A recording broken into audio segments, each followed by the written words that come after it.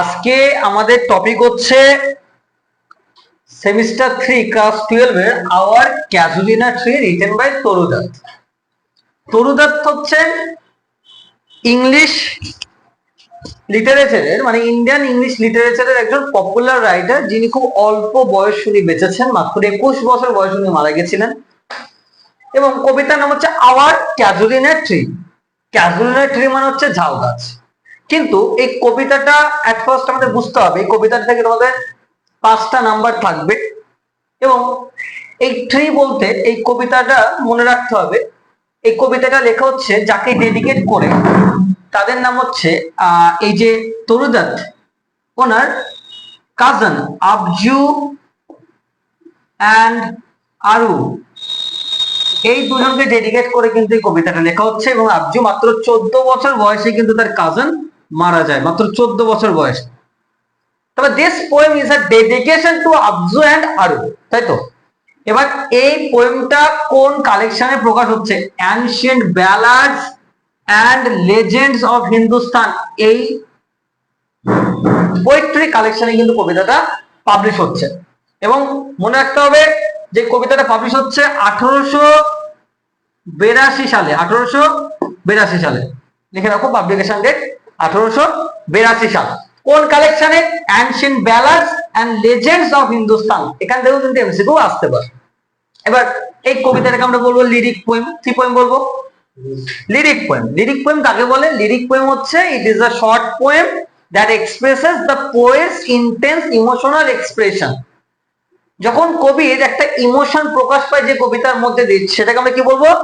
Lyric poem বলে। এই কবিতাকে আমরা লিরিক পোয়েম বলবো। লিরিকের আবার 3টে ভাগ আছে, সনেট, ওড, এলিজি। আমরা সেটা এখন যাব না।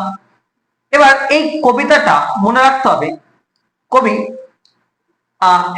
তরু দত্ত, যিনি ইন্ডিয়ান ইংলিশ লিটারেচার একজন পপুলার রাইটার, উনি এই তার মানে আওয়ার ক্যাজুলিনা ট্রি কেন নামটা দিচ্ছে, উনি ছোটবেলায় এই আবজু আরু এদের সঙ্গে খেলা করতেন ওই গাছের নিচে। এবং তিনি রিমাইন্ড করছেন সেই ছোটবেলাকার ঘটনাগুলো, যখন উনি এই আবজু এবং আরু এবং তাছাড়া আরো যারা কাজিন ছিল সবাই মিলে খেলা করতাম, আমরা ছোটবেলায় খেলা করতাম।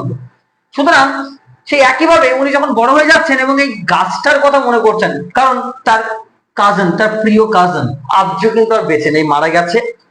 এবং আমরা দেখতে পাচ্ছি সে এই ক্যাজুলিনা ট্রির কথা বলছে, কারণ এই গাছটাতেই তারা খেলা করতো।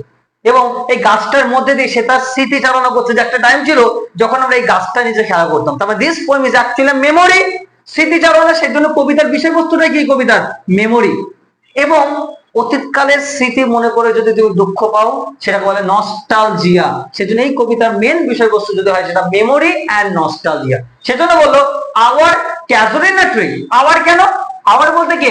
কবি এবং আবজু আরু এবং যারা যারা আরো কাজিনস রয়েছে তাদেরকে বোঝাচ্ছে। এই কারণে এই কবিতার নাম আওয়ার ক্যাজুলিনা ট্রি, আমাদের ক্যাজুলিনা বা আমাদের ঝাউ গাছ বা আমাদের ক্যাজুলিনা ট্রি।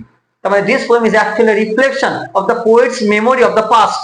এবং এটার মধ্যে দিয়ে কিন্তু তার স্মৃতি চালানো হচ্ছে এবং তার সঙ্গে সঙ্গে তার যে সেই দিনগুলো আর নেই। এবং তিনি এই কবিতা চলাকালীন আমরা দেখবো যে তিনি তার অ্যাকচুয়ালি এই যে কলকাতার যে বাড়ি, এবং সেখানে তিনি স্মৃতিচারণা করছেন। এবং তিনি ফ্রান্সে, ইটালিতে এবং ইউরোপিয়ান দেশে যখন যান, কিভাবে তিনি এই গাছগুলোর কথা আবার মনে করছেন তার স্মৃতিচারণার জন্য। এটা কিন্তু এই গল্পের একটা, এই কবিতার একটা মেন বিষয়বস্তু। আশা করছি বোঝা গেছে? বোঝা গেছে? এবার আমরা এই কবিতা লাইন বাই লাইন অ্যানালিসিসে যাব। Line by line analysis.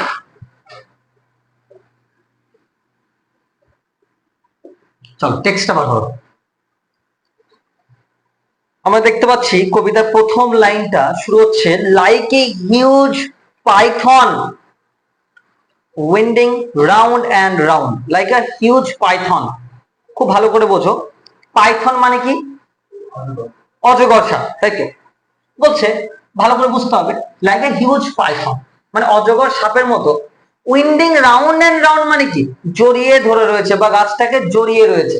এবার ভালো করে বুঝতে হবে, এই যে ঝাউ গাছটা রয়েছে এবং সেখানে যদি সাপটা থাকে, ভালো করে বুঝতে হবে এইখানে এই যে পাইথন, পাইথন মানে কি? স্নেক, অজগর সাপ, তাই তো? এবং আমরা কি দেখছি যে উইন্ডিং, উইন্ডিং মানে কি? উইন্ডিং মানে হচ্ছে টুইস্টিং, মানে এই পেঁচিয়ে পেঁচিয়ে থাকা। তাহলে সেই অজগর সাপ যেমন গাছে এরকম পেঁচিয়ে পেঁচিয়ে থাকে, সেরকম বলছে এই গাছটাতে আমার স্মৃতিগুলো ওরকম ভাবে পেঁচিয়ে পেঁচিয়ে রয়েছে। মানে এটাকে বলে সিমিলি। কি বলে? সিমিলি। এই যে পাইথন সাপটার সঙ্গে তার মেমোরির তুলনা করছে না, এখানে মেমোরি তুলনা করছে তো, তার মানে এটাকে কি বলা হবে? সিমিলি। কি বলা হয়? সিমিলি। পরীক্ষা দিতে পারে, এটাকে রিটোরিক্যাল ডিভাইস, অলংকার, সিমিলি বলা হয়। কি বলে? সিমিলি। সিমিলি মানে কি? একটা জিনিসের সঙ্গে আরেকটা জিনিসের তুলনা করা, মাঝখানে অ্যাজ বা লাইক এর ব্যবহার করা, বাস। বোঝা গেল? আমরা এরপরে আমরা কি দেখতে পাবো? লাইক এ হিউজ পাইথন, এই অজগর সাপের মতো উইন্ডিং রাউন্ড এন্ড রাউন্ড, মানে ওই গাছে যেভাবে জড়িয়ে রয়েছে আমাদের স্মৃতিটা ওরকম ভাবে জড়িয়ে থাকে, কিন্তু আমার স্মৃতিটা ওই গাছটাতে ওরকম ভাবে জড়িয়ে আছে। কোন গাছটার সঙ্গে? ক্যাজুলিনা ট্রির সঙ্গে। The rugged trunk. রাগেড মানে কি? লেখো রাফ। রাগেড মানে হচ্ছে রাফ, অমসৃণ।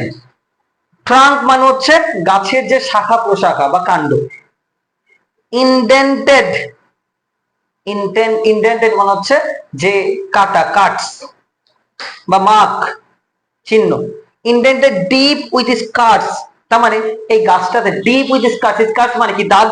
তার মানে the rugged trunk indented deep with স্কার্স, এই যে গাছের শাখা প্রশাখাগুলো আছে ওখানে বিভিন্ন দাগ বা বিভিন্ন দাগ সে দেখতে পাচ্ছে। মানে কি? এই গাছটার সঙ্গে কিসের দাগ? এই স্কার বলতে কি? এই স্কার বলতে মনে রাখবে তার মেমোরিকে বলছে। স্কার মানে কিন্তু দাগ। এবার গাছে দেখবি বিভিন্ন কাটা কাটা দাগ থাকে না? তার এখানে এই দাগগুলো বলতে গাছটার সঙ্গে তার মেমোরিটা যে জড়িয়ে আছে। স্কার মানে এখানে মেমোরি, তার স্মৃতিটা ওরকম ভাবে জড়িয়ে রয়েছে, এটাকে কিন্তু বোঝাচ্ছে। দেখো, দ্য রাগেড ট্রাঙ্ক মানে গাছের শাখা পোশাখা গুলো ইনডেন্টেড ডিপ উইথ স্কার্স। ডিপ মানে কি? গভীর ভাবে। জানো গাছে বিভিন্ন ছিদ্র আছে, এই গাছের ছিদ্র গভীর ভাবে আছে তা নয়, কিন্তু লিটারাল মিনিং নয়। আসল মানেটা হচ্ছে ওই গাছটার সঙ্গে তার গভীর ভাবে ওই ইমোশনটা কিন্তু জড়িয়ে রয়েছে এই গাছটার সঙ্গে, তাই মনে রাখতে হবে। তাই প্রিয় ভাই বোন গুলো কিন্তু আজকে আর নেই। আব্জু কিন্তু মারা গেছে অনেক আগেই, মাত্র 14 বছর বয়সে মারা গেছে। এবং সেই স্মৃতি চালনা যখন করছে এবং এই যখন বয়স হয়ে যাচ্ছে তাদের স্মৃতিতে ওই জিনিসগুলোকে ফিরিয়ে আনার চেষ্টা করছে। পয়লান গুলো আমরা দেখবো।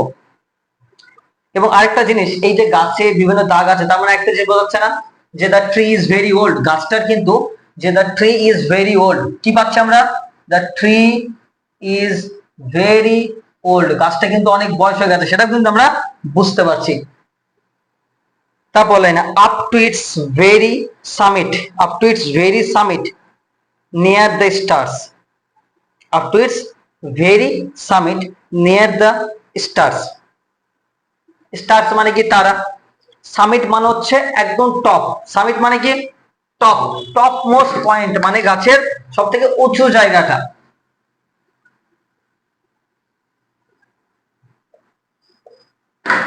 সামিট মানে হচ্ছে গাছের উঁচু জায়গা, ইংরেজিতে লিখলে টপ মোস্ট পয়েন্ট, ওকে, বা উঁচু জায়গা।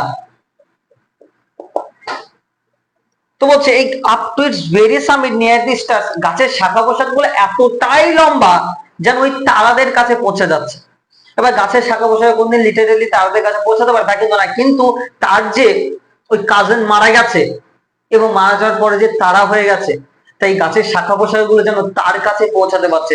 অ্যাকচুয়ালি মানে কি? এই গাছের শাখা পোশাকা, এই গাছটা সেই স্মৃতিটা বহন করছে সেই প্রিয় ভাই বোনদের, সেটাকেই কিন্তু রেফার করছে। হ্যাঁ, দেখো, a creeper climbs in whose embraces bound. Creeper মানে কি? ক্রিপার মানে হচ্ছে যে এই যে গাছটার কথা বলছে, গাছটার কথা, ক্যাজুয়ালিটির কথা বলছে। In whose embraces bound. Embraces মানে কি? জড়িয়ে থাকা, ওকে। বাউন্ড মানে শক্ত করে। তার মানে এই গাছের শাখা পোশাকা গুলো, creeper climbs in whose embraces bound, এই গাছটার সঙ্গে জড়িয়ে রয়েছে কি? সেই স্মৃতিগুলো, তাই তো। No other tree could live. No other tree could live মানে অন্য, মানে অন্য কোনো, মানে কোনো সাধারণ গাছ কিন্তু এতদিন ধরে টিকে থাকতে পারে না। মানে এটা বলতে যাচ্ছে যে এই গাছটার স্ট্রেংথটা, এই গাছের স্ট্রেংথ কে বোঝাচ্ছে, এই গাছের পাওয়ার কে বোঝাচ্ছে। আর অ্যাকচুয়ালি গাছের শুধু এটা শুধুমাত্র যে গাছের স্ট্রেংথ বা পাওয়ার তা কিন্তু না, এটা অ্যাকচুয়ালি তার মেমোরি, তাই তো। এটা কিন্তু তার মেমোরি, যেটা এখনো এতটা শক্তিশালী এবং পাওয়ারফুল। এতদিন পর্যন্ত আর কোনো কিছু টিকে থাকতে পারবে না, এই পৃথিবী যতদিন থাকবে তার সেই স্মৃতিচারণাটা কিন্তু থাকবে। ওকে, সেজন্য গাছটাকে দিয়ে কিন্তু রেফার করছে। তার মানে the casuarina tree is extremely powerful and strong. Okay, এটা কিন্তু আমাদের মাথায় রাখতে হবে। চলো পরের লাইনগুলো দেখো। বাট গ্যালেন্টলি, গ্যালেন্টলি মানে কি? ব্রেভলি। গ্যালেন্টলি মানে হচ্ছে ব্রেভলি, সাহসিকতার সঙ্গে। The giant wears the scarf. Giant মানে কি? জায়েন্ট মানে এখানে এই গাছটাকে বলছে, জায়েন্ট মানে দৈত্য, কিন্তু একটা ক্যাজুলারি ট্রির কথা বলছে। এই যে দ্য জায়েন্ট মানে কি? ক্যাজুলারি ট্রির কথা বলছে, এই দৈত্যের মতো এই গাছটা। The giant wears the scarf. Scarf মানে হচ্ছে এই জড়িয়ে থাকা। স্কার্ফ, স্কার্ফ মানে কি? এমনি আমাদের নর্মালি এটা ওড়না হয়, ঠিক আছে, কিন্তু এখানে যেটা বলতে যাচ্ছে the giant wear this scarf মানে কি? এখানে ওই গাছটা ওই স্মৃতিগুলোকে জড়িয়ে রয়েছে। এন্ড ফ্লাওয়ার্স, এবং গাছে কি রয়েছে? বিভিন্ন ফুল রয়েছে। আর হাং মানে কি? ফুলগুলো ঝুলছে গাছে। এবার ফ্লাওয়ার্স কি সিম্বলাইজ করে? ফুল কিন্তু খুব নিষ্পাপ এবং পবিত্র হয়, তাই ফ্লাওয়ার্স গুলো কিন্তু actually representing the innocence of the brothers, innocence of the cousins, innocence of the brothers and sisters, সেটাকে কিন্তু রেফার করছে। তো দেখো লাইন গুলো, the giant wears this scarf and flowers are hung, মানে গাছ থেকে ওই ফুলগুলো যেন ঝুলছে, মানে গাছের গাছ কতটা নিষ্পাপ সেটাকে বোঝাচ্ছে, এবং তার সঙ্গে সঙ্গে তার ওই ইমোশনটাও। In crimson clusters all the boughs among where all day are gathered bird and bee. ভালো করে বোঝো। ইন ক্রিমসন, ক্রিমসন মানে কি? গাঢ় লাল কালার। ক্রিমসন মানে হচ্ছে deep red colour. Clusters, clusters মানে হচ্ছে গ্রুপ, এক জায়গায় করা। অল দ্য বাগস অ্যামাং, তার মানে এই গাছে কি রয়েছে? লাল রঙের ফুলগুলো, একদম একগুচ্ছ লাল রঙের ফুল কিন্তু এই গাছে ঝুলছে। বুঝতে পারলে? এবার দেখো, তার মানে কি? এই গাছটাকে কি করতে চাচ্ছে? এক গাছ, একগুচ্ছ যখন লাল কালারের ফুল ফুটছে, তার মানে গাছটা কেমন? এখানে ট্রিটা কি হয়েছে? কালারফুল হয়ে গেছে, তাই না? লাইভলি হয়ে গেছে, জীবন্ত হয়ে গেছে, জানো। ওকে, তো দেখো, in crimson clusters all the boughs among where on all day, যেখানে সারাদিন ধরে, আর গ্যাদার্ড, গ্যাদার্ড মানে কি? এক জায়গায় হয়ে যাওয়া। ইংরেজি করলে কালেক্টেড, অ্যাসেম্বলড। গ্যাদার্ড মানে কি? গ্যাদার্ড মানে হচ্ছে এক জায়গায় হয়ে যাওয়া। ইংরেজিতে বললে কালেক্টেড, আর ধরলে হচ্ছে অ্যাসেম্বলড। ওকে, মানেগুলো লিখে রাখো সবাই, মানেগুলো লিখে রাখো। কবিতা যদি না বোঝা যায় তাহলে কিন্তু 5 এ, এখানে 5 এ কখনোই 5 পাওয়া যাবে না। Without going into the detail of the text, you cannot get 5 out of 5. So, wherein all day are gathered bird and bee, তার মানে যেখানে সব সময় এই গাছে কি সব সময় সারাদিন ধরে পাখিরা ঘোরাঘুরি করে, মৌমাছিরা ঘোরাঘুরি করে। এটা দিয়ে যেটা বলতে চাচ্ছে যে এই গাছটা কতটা লাইভলি, গাছটা কতটা অ্যাক্টিভ এখনো। তাই কোন, মনে রাখবে, একটা বার্ড এবং বি যখন বলছে, মৌমাছিগুলো তারপরে পাখিগুলো যখন ঘিরে ধরেছে এই গাছটাকে, তার মানে গাছের বিউটিটাকে কিন্তু রিপ্রেজেন্ট করছে। তার মানে this tree is full of energy and lively, and মানে this tree is extremely active, this tree is extremely active, সেটাও কিন্তু রেফার করছে। ওকে, এবং আরেকটা কথা, এই গাছটা যখন সমস্ত এই বার্ডস এবং বি গুলো যখন আসছে, তার মানে এই গাছটা কিন্তু কি হয়ে যাচ্ছে বলতো? একটা আশ্রয় হয়ে যাচ্ছে, তাই না? This tree is a shelter. এবার খুব ভালো করে বলতে, কাদের ক্ষেত্রে একটা আশ্রয়? সেটা মানে আশ্রয় কাদের ক্ষেত্রে? বার্ডস, পাখিদের ক্ষেত্রে, আবার বি, মৌমাছিদের ক্ষেত্রে। কিন্তু মনে রাখবে একই সঙ্গে এই গাছটা একটা আশ্রয় শুধু বার্ডস এবং বিদের ক্ষেত্রে নয়, রাদার দা পোয়েটের ক্ষেত্রেও, এই কবির ক্ষেত্রেও কিন্তু মনে রাখবে। এবার পোয়েট, অনেকে বলে তরুদাত একজন ফিমেল রাইটার, তাহলে কি বলতে পারি? দা পোয়েটিসও বলতে পারি, হ্যাঁ কিনা? মনে রাখবে, পোয়েট বললে ছেলে মেয়ে দুজনকে বোঝানো হয়, নিউটার মানে common gender. So where all day আর গ্যাদার বার্ড এন্ড বি, সারাদিন ধরে মৌমাছি আর পাখিরা কিন্তু এখানে ঘিরে ধরছে। এন্ড অফেন অ্যাট নাইটস, এবং রাত্রিবেলায় দ্য গার্ডেন ওভারফ্লোজ, এবার রাত্রিবেলায় এই বাগানটা, ওভারফ্লোজ মানে কি? ফিল্ড, মানে ভর্তি হয়ে যায় গাছে। কিসে ভর্তি হয়ে যায়? দেখো, উইথ ওয়ান সুইট সং, একটা সুন্দর মিষ্টি গানে। That seems to have close, that seems to have no close. No close মানে এন্ডলেস, নো ক্লোজ মানে কি? এন্ডলেস। তার মানে এন্ডলেস সং এর কথা বলছেন একটা, এন্ডলেস সং। মানে যে গান শেষ হয় না, তাই তো? তার মানে রাতের বেলায় কবি একটা গান শুনতে পাচ্ছেন, কোথা থেকে?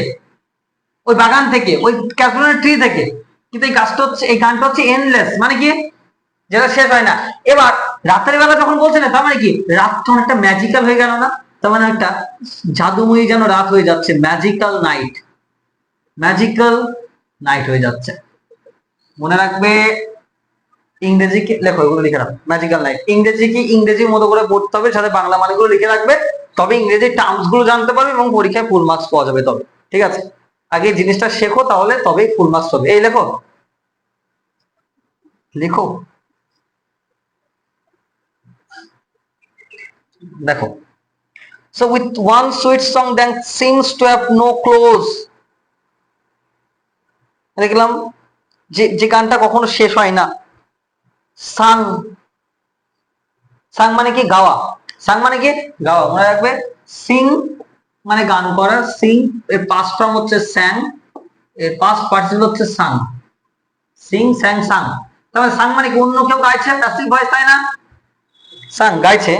ডার্কলিং, ডার্কলিং মানে লেখো, ডার্কলিং মানে কি বলো, ডার্কলিং মানে কি বলো? অন্ধকার। ইংরেজিতে বললে কি হবে? Darkness, darkness. তো সাং ডার্কলিং ফ্রম আওয়ার ট্রি, তার মানে এই গানটা কখন গাওয়া হচ্ছে? অন্ধকারে, রাতের অন্ধকারে। ওয়াইল মেন রিপোজ, রিপোজ মানে কি রেস্ট, বিশ্রাম নেওয়া। রিপোজ মানে কি রেস্ট, বিশ্রাম নেওয়া। গানটা কখন গাওয়া হচ্ছে? যখন মানুষজন সবাই ঘুমিয়ে রয়েছে, বিশ্রাম নিচ্ছে, তাই তো? রিপোজ মানে কি রেস্ট, তাই তো? মানে কি বিশ্রাম নেওয়া, বিশ্রাম নেওয়া। Sang darkling from our tree where men repose, তার মানে এই যে যখন মানুষজন ঘুমিয়ে রয়েছে, কিন্তু এই গাছটার থেকে এখনো ওই গানগুলো যেন ছুটে আসছে। তার মানে এই গাছটা কিন্তু একটা কন্টিনিউয়াস এনার্জি প্রোভাইড করছে। মানে this tree, this casuarina tree is becoming a symbol for the poet's eternal enjoyment of life. Continuous একটা এনার্জি কিন্তু দিচ্ছে, কন্টিনিউয়াস এনার্জি কিন্তু কবিকে দিচ্ছে।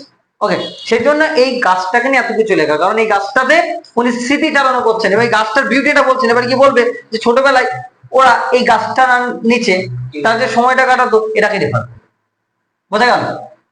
আচ্ছা, রিপোজ মানে রেস্ট, বিশ্রাম, লিখে দাও। নেক্সট যাব।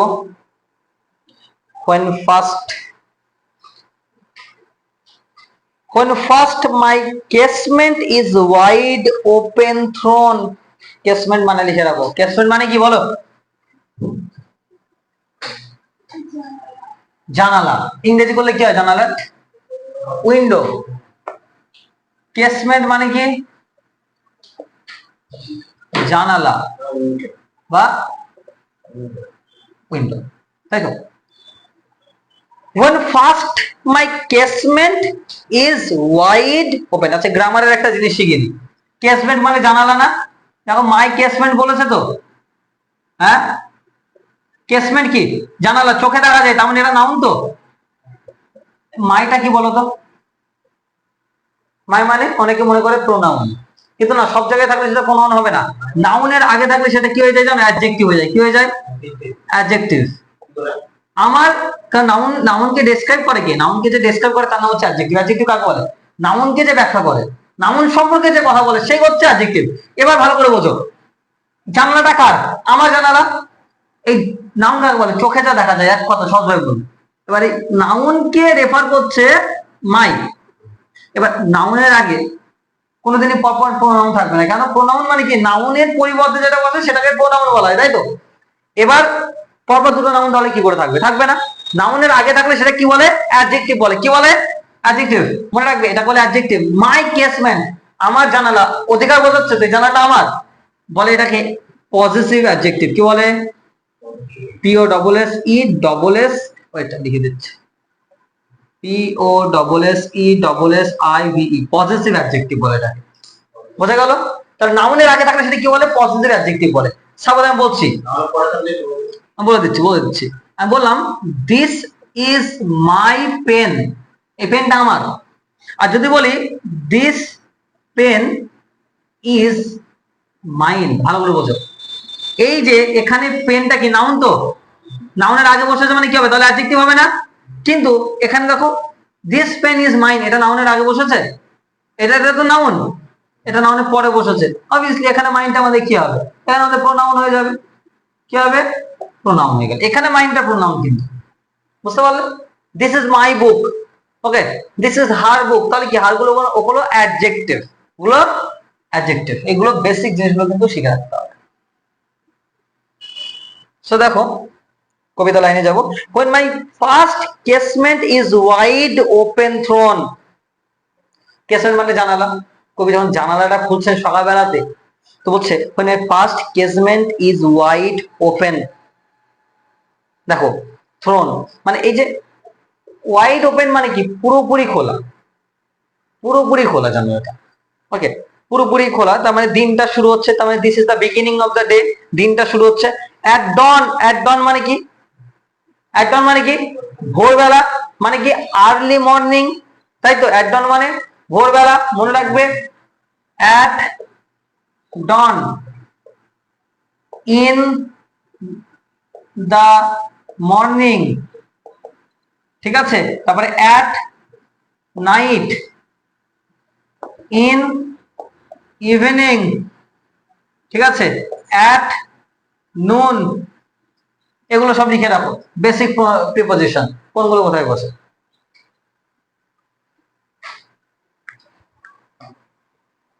সো এট ডন ভোরবেলায়, when my eyes delight on its rest, যখন সকালবেলায় আমি জানালাটা খুলি, আমি কি দেখি, এট ডন ভোরবেলায়, my eyes আমার চোখগুলো delighted, delighted মানে কি আনন্দিত, delighted মানে আনন্দিত, delighted মানে লিখে রাখবে আনন্দিত। ইংরেজি বলে কি হয়, এর একটা সিনোনিম বলো তো কেউ, জয়, জয়, জয় মানে আনন্দ, তাই তো, হ্যাপি, হ্যাপি মানে আনন্দ, ঠিক আছে। সো যখন জানালাটা খুলি এট ডন ভোরবেলায়, মাই আইজ আমার চোখগুলো ডিলাইটেড আনন্দিত হয়, অন ইটস রেস্ট মানে এই গাছটার দিকে, রেস্ট মানে কি, হ্যাঁ এটা ইন, ইন, হ্যাঁ দেখো, তো যখন আমি জানালাটা খুলি, মাই আইজ ডিলাইটেড আমার চোখগুলো আনন্দিত পায়, on it, on it rest মানে কি, অন ইট মানে কি কোনো কিছুর উপরে, রেস্ট মানে, রেস্ট মানে তাকিয়ে থাকে এখানে, মানে যখনই আমি জানালাটা খুলে এই ক্যাজুয়াল ট্রিটার দিকে তাকাই, তখনই আই ফিল ডিলাইটেড, আমি আনন্দিত হই, আমি আনন্দিত হই, তার মানে এটা একটা ইনার প্লেজার না, ইনার স্যাটিসফ্যাকশন না, ইনার প্লেজার, মনের ভিতর থেকে একটা শান্তি। কিন্তু ইংরেজির সঙ্গে সঙ্গে বাংলাগুলো বলে দিচ্ছি, ইংরেজি শব্দগুলো না জানলে কখনো পরীক্ষায় ইংরেজি লিখতে পারবে না, ইংরেজি প্লাস বাংলা দুটোকে একই সঙ্গে আমাদের আগিয়ে নিয়ে যেতে হবে, এবং প্রত্যেকটা লাইন বাই লাইন মিনিং না জানা থাকলে অসম্ভব ফুল মার্কস পাওয়া, তাই মার্কস অবশ্যই, মার্কসের থেকে সবথেকে বড় কথা শিখে রাখতে হবে। তারপরে সামটাইমস, সামটাইমস মানে কিছু সময় বা কখনো কখনো, and most in winter, winter মানে কি শীতকালে, অন ইটস ক্রেস্ট, ক্রেস্ট মানে হচ্ছে গাছের উঁচু জায়গাকে বলে ক্রেস্ট, ওকে, তার মানে শীতকালে কখনো কখনো গাছের উঁচু জায়গায় কি দেখতে পাচ্ছি, এ গ্রে ব্যাবন, ব্যাবন মানে কি বানর, মানকি লাইক অ্যানিমাল, বানর, এ গ্রে ব্যাবন কি রঙের, দেখো এ গ্রে ব্যাবন, সিটস মানে বসে রয়েছে, সিটস মানে কি বসে রয়েছে, statue like alone, statue like মানে কি একদম স্ট্যাচুর মতো, মোশনলেস, স্ট্যাচু লাইক মানে কি একদম স্ট্যাচুর মতো, স্ট্যাচুলেস, তাহলে স্ট্যাচু মানে কি এমনি STATUE, স্ট্যাচু মানে কি এটা নড়াচড়া করে না, তাই না, মোশন লেস, তাই তো, মানে যেটা নড়াচড়া করে না, স্ট্যাচুর মতো একটা ব্যাবন কিন্তু বসে রয়েছে, লিখে রাখো যে এই গ্রে ব্যাবন। আচ্ছা এখানে একটা কোশ্চেন আসার মতো, ব্যাবনটা কেমন, গ্রে, গ্রে ধূসর, তাই না, এই grey baboon sits statue like alone, স্ট্যাচুর মতো বসে রয়েছে, watching the sunrise, watching the sunrise মানে সূর্য ওঠা দেখছে, তার মানে এই যে সানরাইজ মানে কি বিগিনিং অফ দ্য ডে, তার মানে এই যে অ্যানিমালস গুলো বসে রয়েছে, পাখিগুলোর কথা বলছে, তার মানে কি এই ইনোসেন্স কে বোঝাতে চাইছে অ্যাকচুয়ালি গাছটা, যে গাছটাকে কত কি ঘিরে থাকে। কখনো কখনো পাখিরা আসে, কখনো মৌমাছিরা আসে, আবার কখনো এই ঘ্রে ব্যাবন আসে। একটা টাইমে আমরাও সবাই গাছটাকে এরকম ভাবে ঘিরেছিলাম, কিন্তু আজকে আর সেই সময় নেই, আজকে আমাদের সময়টা চলে গেছে। ওয়াচিং দিস সানরাইজ, এই ঘিরে ব্যাবনটা এখন এই সূর্য ওঠাকে দেখছে। while on lower bugs মানে কি নিচের ডালপালাগুলোতে, নিচের ডালপালাগুলো, bugs মানে কি নিচের ডালপালাগুলো, bugs মানে গাছের ডাল, bugs মানে হচ্ছে ডাল, ইংরেজি করলে ব্রাঞ্চেস মানে শাখা প্রশাখা, তাই তো, বা গাছের ডাল লিখে রাখবে মানেগুলো সব। তার নিচের ডালে কারা বসে রয়েছে, হিস পানি অফস্পারিং লিভ অ্যাবাউট অ্যান্ড প্লে। পানি মানে কি ছোট, স্মল, অফস্পারিং মানে হচ্ছে বাচ্চারা, মানে এই যে ওই যে ব্যাবনের ছোট ছোট বেবিস গুলো। লিপ, লিপ মানে কি লাফানো, অ্যাবাউট অ্যান্ড প্লে মানে গাছের ডালে তার নিচের ডালগুলোতে তার ছোট ছোট বাচ্চারা কি করছে, খেলা করছে। তার মানে এটা actually shows the innocence and the beauty of the tree. এবং এই গাছগুলো কিন্তু মনে রাখবে, একটা গাছ কিন্তু শেল্টার সবার ক্ষেত্রে, একটা আশ্রয়। and far and near the কোকিলাস hail the day, and far and near মানে এবং ওই যে শোনা যাচ্ছে দূর থেকে এবং গাছ থেকে শোনা যাচ্ছে কাকে, কোকিলাস। কোকিলাস মানে কি কোকিল পাখি। hail the day, hail the day মানে কি মনে রাখবে, hail the day মানে, hail the day মানে হচ্ছে ওয়েলকাম দ্য মর্নিং, সকালকে স্বাগত জানানো, welcome the morning. Hail the day মানে কি ওয়েলকাম দ্য মর্নিং। তার মানে এই কোকিল পাখিগুলো সকালকে যেন স্বাগত জানাচ্ছে। এবার একটা কথা, এখানে কোকিলাস কেন লিখলো রাইটার? রাইটার কি জানতেন না যে কোকিল পাখির ইংরেজি কি হয়, জানতেন না? রাইটার যেহেতু একজন ইন্ডিয়ান রাইটার, মনে রাখবে সে ইন্ডিয়ান কালচারটাকে বজায় রাখার জন্য এই শব্দগুলো ব্যবহার করে। বুঝতে পারলে? এটা তোমরা যে কোনো দেশের সাহিত্য বর্ণনা কেন দেখতে হবে। এটা তুমি আফ্রিকান লিটারেচার পড়ছো, তাদের ভাষা আফ্রিকান হলেও তারা ইংরেজি লিখছে যখন, মাঝে মাঝে আফ্রিকান শব্দগুলো নিয়ে চলে আসে। একটা খুব বিখ্যাত নভেল বলছি, things fall apart by Chinua Achebe, African literature সব থেকে সেরা নভেল। ওখানে ওই ইংরেজিতে লিখছেন কিন্তু মাঝে মাঝে ওই তাদের লোকাল ভাষাগুলো তুলে আনছেন, কেন? তাদের কালচারটা বজায় রাখার জন্য। ইন্ডিয়ান অবভিয়াসলি যেখানকার মানুষ সেখানকার এই যে কালচারটাকে বজায় রাখার জন্য। সুতরাং আজকের ক্লাসটা, এই কবিতাটা আমাদের এত দূরই বর্ণনা থাকলো। নেক্সট পার্টে আমরা এই পুরো কবিতাটাকে কমপ্লিট করবো। ওকে, বাট মনে রাখতে হবে আমাদের ডিটেলে কিন্তু এগুলোকে শিখতে হবে। Okay, that is all for today.